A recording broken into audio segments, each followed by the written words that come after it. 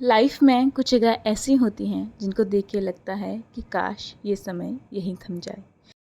Hello जी, नमस्ते। तो आज हम जा रहे हैं करेरी ट्रैक पे, जो कि धर्मशाला के कांगड़ा डिस्ट्रिक्ट में सिचुएटेड है। एंड आई नो अगर आप ये वीडियो देख रहे हैं तो ज़रूर करेरी ट्रैक का प्लान कर रहे हैं।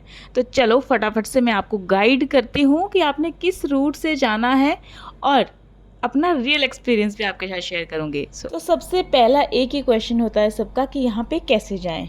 तो चाहे आप चंडीगढ़ से आ रहे हो, मोहाली से आ रहे हो, दिल्ली, मुंबई, जहाँ से भी आ रहे हो, आपको इजीली धर्मशाला के लिए वॉल्वो मिल जाएगी या सेमी स्लीपर बसेस मिल जाएंगी।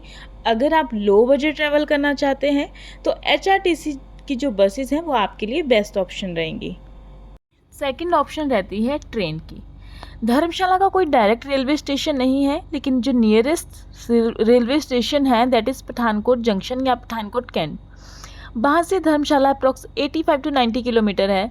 यहाँ से आप डायरेक्ट टैक्सी ले सकते हैं जो आपको कॉस्ट करेगी 1800 to 2000 के आसपास। थर्ड ऑप्शन रहेगा बाय फ्लाइट। नियरेस्ट एयरपोर्ट जो है कांगड़ा में वो है गग्गल। धर्मशाला से सिर्फ 13-14 किलोमीटर की दूरी पे है और न्यू दिल्ली से इजीली फ़्लाइट्स मिल जाती हैं।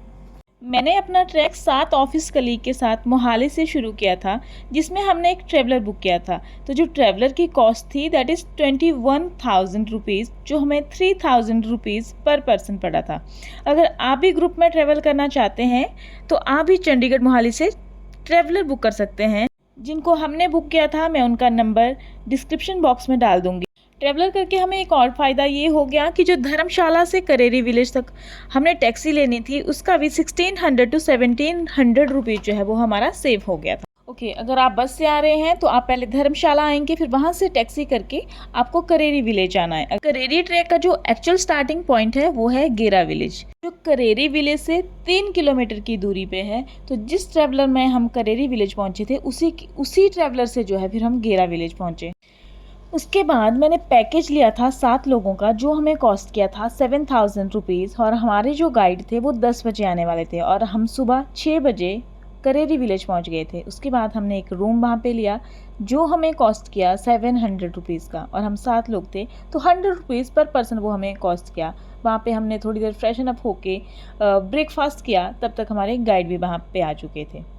अब नेक्स्ट क्वेश्चन ये रहता है कि क्या करेरी ट्रैक के लिए गाइड इम्पॉर्टेंट है या नहीं, और ये सबसे ज़्यादा पूछे जाने वाला क्वेश्चन है। देखो, डिपेंड करता है सीज़न पे, लेकिन अगर आप उस सीज़न में जा रहे हो जब स्नो नहीं होती तो आप अवॉइड कर सकते हो, लेकिन आप स्नो वाले सीज़न में जा रहे हो तो गाइड मस्ट है, क्योंकि अनएक्सपेक्टेड स्नोफॉल हो जाती है, तेज़ हवाएं, धुंध हो जाती है और फुटप्रिंट कवर हो जाते हैं, तो आपको नेक्स्ट मूव समझ नहीं आता है।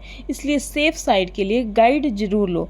मैंने जो हमारे गाइड थे उनका कॉन्टैक्ट नंबर डिस्क्रिप्शन बॉक्स में डाल दिया है, आप उनसे एक बार कॉन्टैक्ट कर सकते हैं।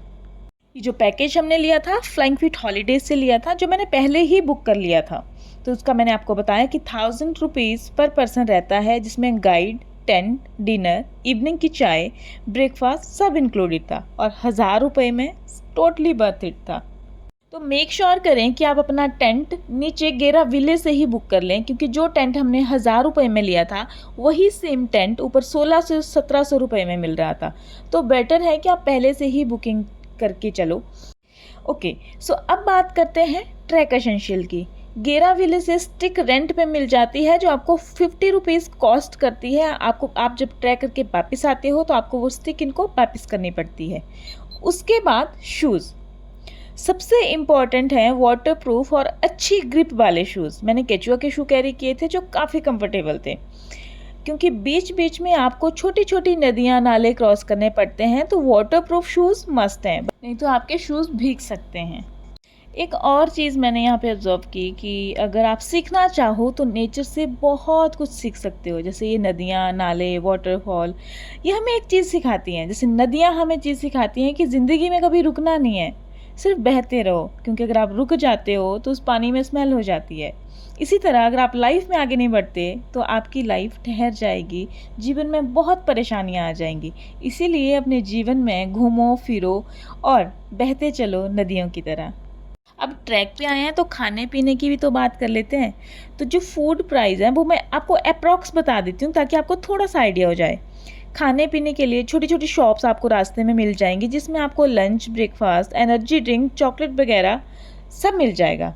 जब आप ट्रैवलिंग करते हैं ऐसी जगह पे तो आपको फूड के प्राइस थोड़ा सा महंगे लग सकते हैं, जो कि टोटल वर्थ इट भी होते हैं, क्योंकि जहाँ पे हम पैदल जा रहे हैं वो लोग सामान ढो के आपको वहाँ पे खिलाते हैं।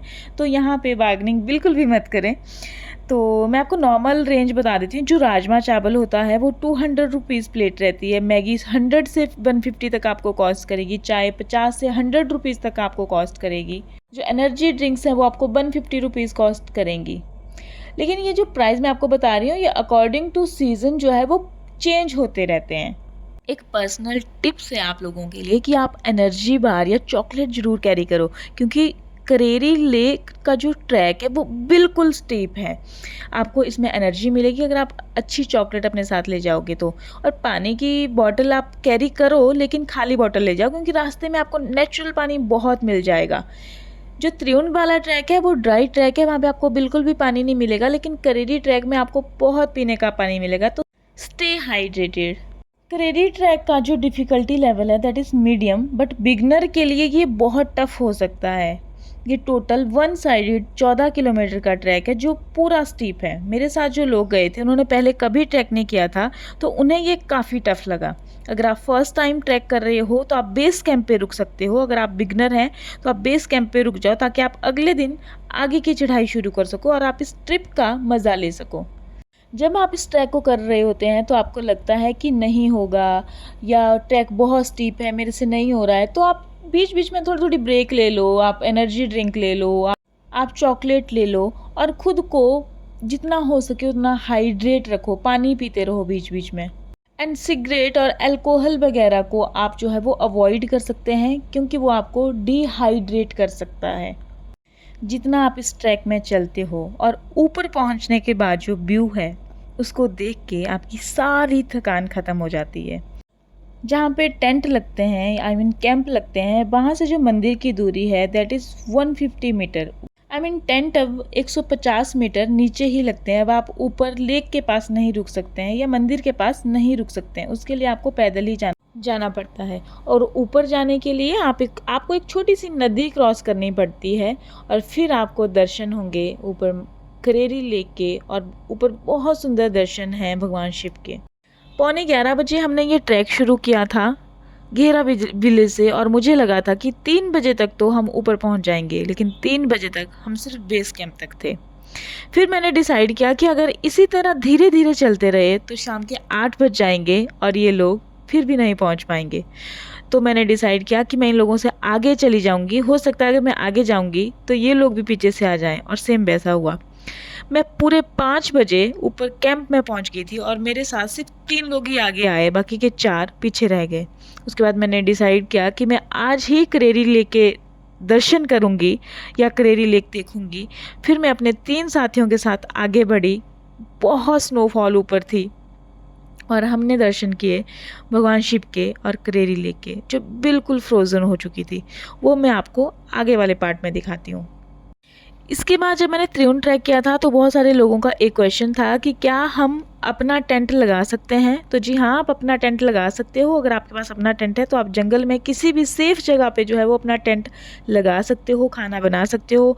नदियाँ बहुत है तो पानी भी बहुत है, तो जी हाँ सेफ़ है और आप अपना टेंट लगा सकते हैं।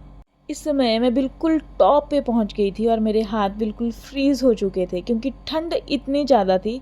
इस समय यहाँ का टेम्परेचर 5 डिग्री था, लेकिन रात को इतनी स्नोफॉल हुई और वही टेम्परेचर -5 चला गया था। मतलब आप सोच सकते हैं कि रात को कितनी स्नोफॉल हुई होगी। रात को उठ के मुझे टेंट से स्नोफॉल को हटाना पड़ रहा था ताकि पानी अंदर ना घुसे। बारिश के साथ साथ पहले बारिश हुई, उसके बाद स्नोफॉल हुआ, तो जो टेंट थे वो बिल्कुल बैंड हो जा रहे थे, इसलिए मुझे उठ के उसका स्नो हटाना पड़ रहा था। जब मैं ऊपर जा रही थी तो बहुत सारी रैपर्स, बहुत सारी ऐसी चीज़ें, जैसे किसी ने कोक पिया है तो वो वहीं पे फेंका हुआ है। It's my humble request guys कि अगर आप ऐसी जगह पे जाते हो तो प्लीज़ यहाँ पे कचरा तो बिल्कुल भी मत फैलाओ, क्योंकि ये कोई शहर नहीं है कि यहाँ पे सुबह कोई सफाई करने वाला आएगा या साफ़ सफाई वाले यहाँ रहते हैं। सो बी रिस्पॉन्सिबल ट्रैवलर। पहाड़ों को पहाड़ों की तरह रहने दो, सुंदर।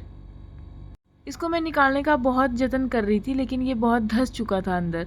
तो ट्राई करें कि ये सब चीज़ें ऐसे मंदिर के पास तो एटलीस्ट ना करें। चलिए लेट इट बी। तो इस समय मैं बिल्कुल टॉप पे थी।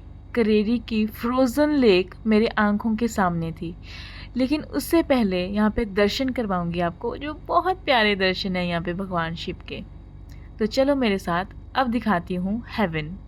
सो this is the Kareri lake, जो बिल्कुल फ्रोज़न हो चुकी थी और इतना सुंदर लग रहा था। ऐसा लग रहा था कि शायद स्वर्ग ऐसा ही होता होगा। मतलब एक होता है कि किसी चीज़ को फ़ोन में देखना, और एक होता है किसी ऐसी चीज़ को अपनी आँखों से देखना। ऐसा लग रहा था कि ये पहाड़ और आसमान बिल्कुल एक दूसरे को टच कर रहे हैं। इतना सुंदर नज़ारा देखने के बाद मुझे ऐसा फ़ील हुआ कि मुझे नीचे जाना है, जहाँ पे करेरी लेक है। तो उस स्नो बहुत ज़्यादा थी, और ये बहुत ही फिसलने वाली स्नो थी। बट रिस्क और पल्लवी का बहुत गहरा नाता है, तो मैं चली गई नीचे।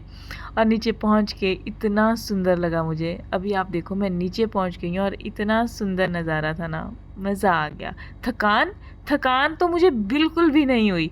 उसके बाद मैं आई वापस, अच्छे से दर्शन किए और फिर थोड़ा बहुत फ़ोटो शूट किया, और फिर मैं वापस आ गई बेस कैंप पे। तो चलो, बेस कैंप में नहीं, जो हमारा कैंप था। अब ब्रेक डाउन करते हैं कि करेरी ट्रैक के लिए मुझे टोटल कितना एक्सपेंस आया। तो जो ट्रेवलर हमने बुक किया था 21,000 का, वो मुझे कॉस्ट किया 3,000, मतलब 3,000 ईच। उसके बाद जो रूम हमने लिया था वो 700 का था, वो भी हमें कॉस्ट किया 100 रुपीज़ ओनली पर पर्सन। जो टेंट का पैकेज था वो 1000 रुपीज़ का था, और जो एक्स्ट्रा फूड हमने खाया, लंच ब्रेकफास्ट, 1000 रुपये मान के चल लेते हैं अप्रॉक्सीमेटली। तो इस ट्रिप में जो मुझे पूरा खर्चा आया, दैट इज़ ओनली रुपीज़ 5,000 में जन्नत देख ली, और क्या चाहिए। आप देख रहे हो कितनी सुंदर नदी है, और पानी इतना साफ, इतना निर्मल, इतना ठंडा, इतना मज़ा आया मुझे यहाँ पे बैठ के कि मैं क्या बताऊँ। अब अगर आप मेरी वीडियो में यहाँ तक पहुँच गए, तो आई एम डैम श्योर कि आप भी प्लान कर रहे हैं करेरी ट्रैक का या घूमने का। सो किस चीज़ का वेट कर रहे हैं? उठो, बैग पैक करो और निकलो, मेमोरीज बनाओ, डाई विद मेमोरीज। लाइफ को सिर्फ काटो मत, लाइफ को जियो जब तक है जान। तो इसी के साथ आज हमने करेरी लेक का ट्रैक भी कर लिया। I hope you enjoy this video. अगर आपको हमारा वीडियो अच्छा लगा तो आपको पता तो है क्या करना है। हमारे वीडियो को लाइक करो, शेयर करो और प्यारा सा कमेंट करो, और चैनल को सब्सक्राइब करना तो बिल्कुल भी मत भूलिएगा। Thank you so much for watching guys, और सब्सक्राइब कर लीजिए इस तरह के और वीडियोज़ के लिए। एंड